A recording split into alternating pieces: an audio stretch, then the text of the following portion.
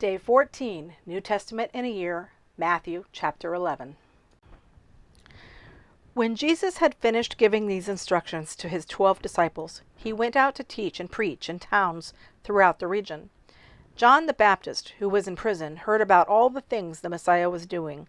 So he sent his disciples to ask Jesus, "Are you the Messiah we've been expecting, or should we keep looking for someone else?" Jesus told them, "Go back to John and tell him what you have heard and seen. The blind see, the lame walk, those with leprosy are cured, the deaf hear, the dead are raised to life, and the good news is being preached to the poor." And he added, "God blesses those who do not fall away because of me." As John's disciples were leaving, Jesus began talking about him to the crowds. "What kind of man did you go into the wilderness to see? Was he a weak reed swayed by every breath of wind? Or were you expecting to see a man dressed in expensive clothes? No, people with expensive clothes live in palaces. Were you looking for a prophet?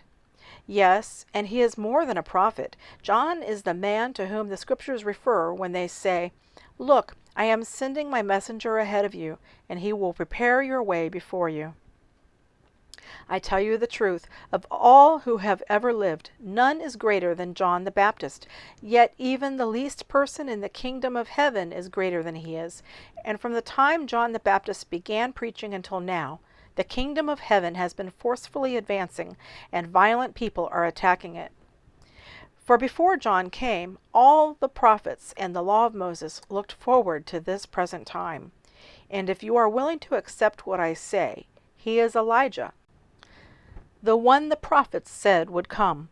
Anyone with ears to hear should listen and understand. To what can I compare this generation? It is like children playing a game in the public square. They complain to their friends, 'We played wedding songs and you didn't dance, so we played funeral songs and you didn't mourn.' For John didn't spend his time eating and drinking, and you say, 'He's possessed by a demon.' The Son of Man, on the other hand, feasts and drinks, and you say, 'He's a glutton and a drunkard, and a friend of tax collectors and other sinners.' But wisdom is shown to be right by its results."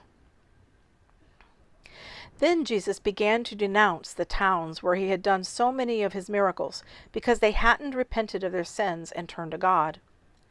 "What sorrow awaits you, Chorazin and Bethsaida! For if the miracles I did in you had been done in wicked Tyre and Sidon, their people would have repented of their sins long ago, clothing themselves in burlap and throwing ashes on their heads to show their remorse. I tell you, Tyre and Sidon will be better off on Judgment Day than you. And you people of Capernaum, will you be honored in heaven? No, you will go down to the place of the dead. For if the miracles I did for you had been done in wicked Sodom, it would still be here today. I tell you, even Sodom will be better off on Judgment Day than you." At that time, Jesus prayed this prayer.